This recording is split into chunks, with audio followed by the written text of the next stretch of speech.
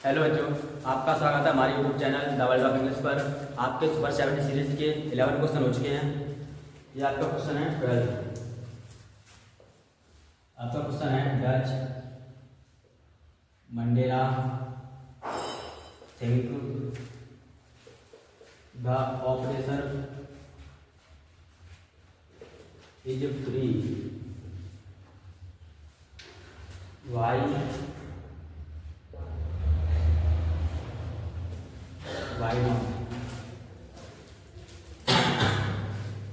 Dutch माने क्या करता है? मंडेला। थिंक माने सोचता है। द ऑपरेसर यानी अत्याचारी। इस माने है फ्री यानी स्वतंत्र है। यानी जो मंडेला नाम क्या वो सोचता है कि ऑपरेसर यानी अत्याचारी फ्री है।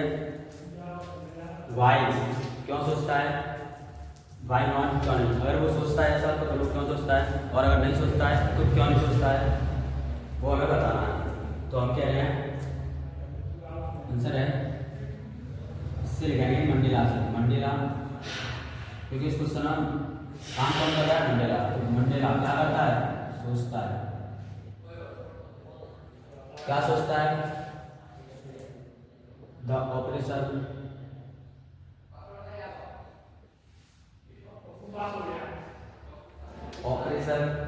इस मान है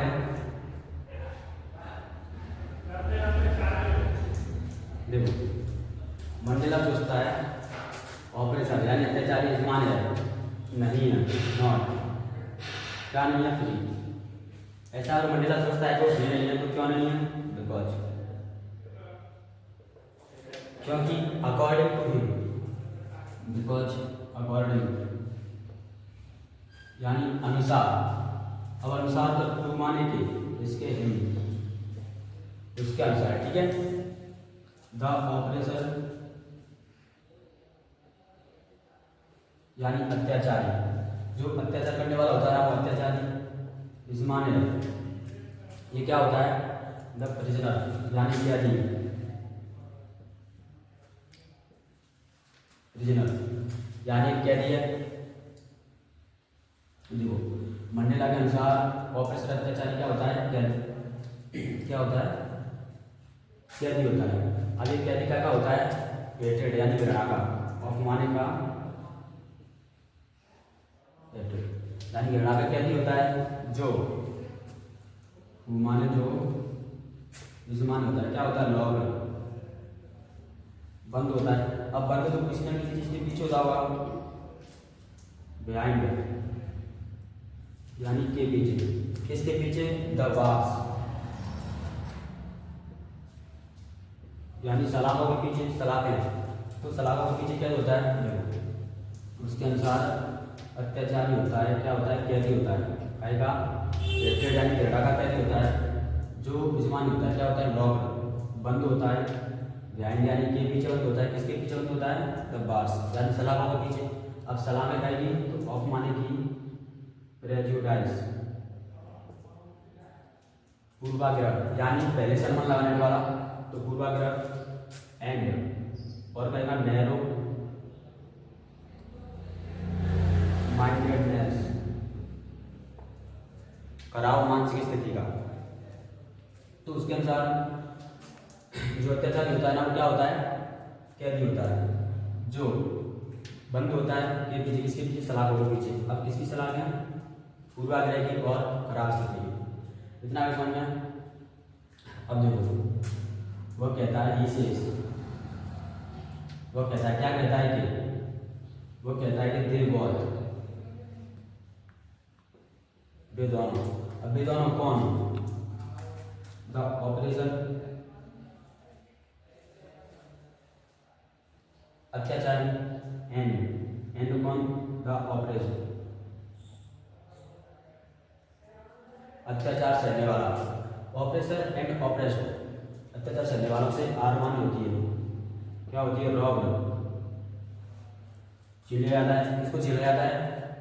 तो ऑफ माने को किसको? देयर माने को की ह्यूमैनिटी, उनसे उनकी मानवता को चिल्ला जाता है।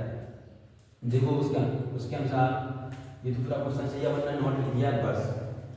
फिर उसके अनुसार ऑपरेसर अत्याचारी यजमान होता है क्या होता है, कैदी होता है किसका, वीरणा का। जो लॉक बंद होता है फिर पीछे किसके पीछे, दबाव सलाखों के पीछे किसकी सलाखें, प्रेजुडाइस यानी पूर्वाग्रह यानी पूर्व अनुमान लगाने वाला एंड नैरो माइंडेडनेस और खराब मानसिक स्थिति का।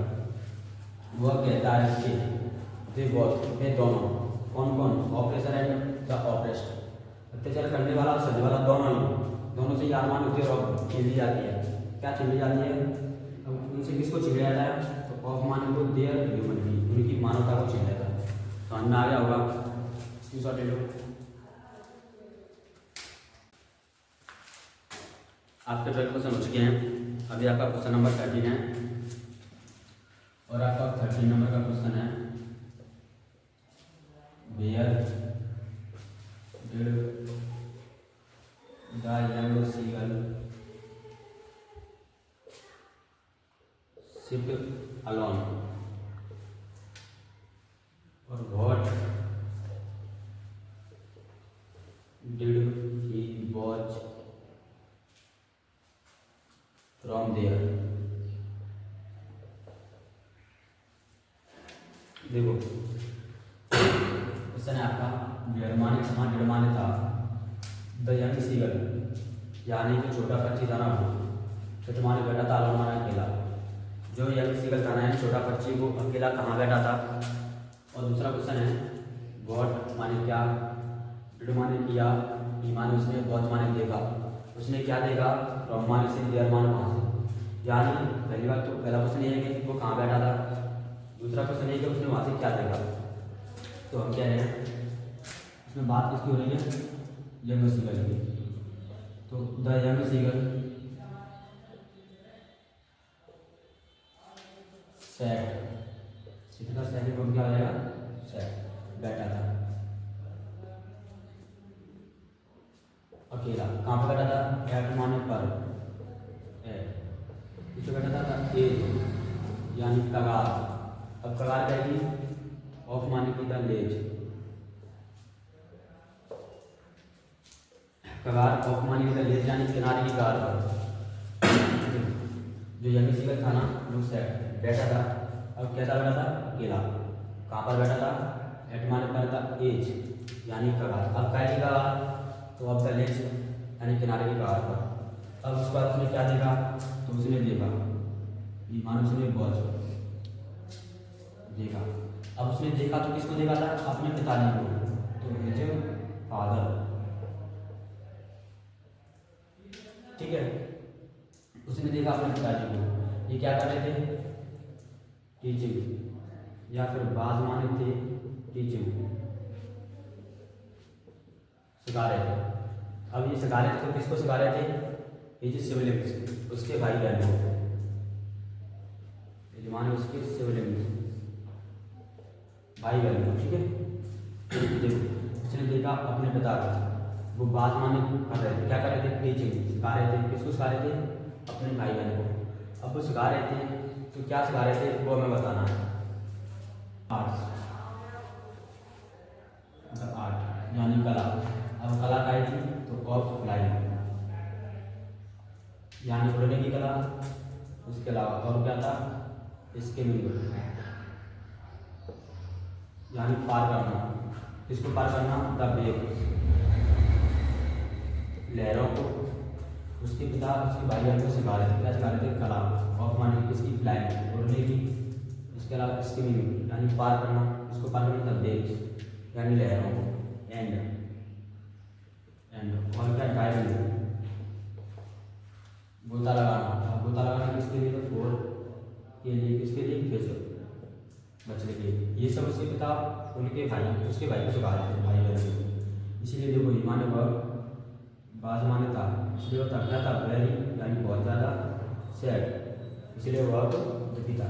जो दूसरी था पहले तो बैठा कहाँ था, तो उन्हें कहा एज यानी कगार, ऑफ माने की लेज, किनारे की कगार पर बैठा था। दूसरी बात उसने देखा अपने पिताजी को, बाजमान के टीचिंग सिखा रहे थे, इसको सिखा रहे थे उसके भाई बहन को, सिबलिंग्स, क्या सिखा रहे थे, आर्ट, कला। अब कला कहेगी उड़ने की, स्किमिंग यानी पार करना, द वेव्स यानी लहरों को, एंड और क्या डाइविंग गोता लगाना, हैंड डुबकी मारना, और मारने के लिए, इसके लिए मछली के लिए, मछली को पकड़ने के लिए गोता लगाना सिखा रहे थे। इसलिए हिमानी वो बात मानता क्या था, ब्रेवी से, इसलिए वो बहुत की था कानना आ गया वापस।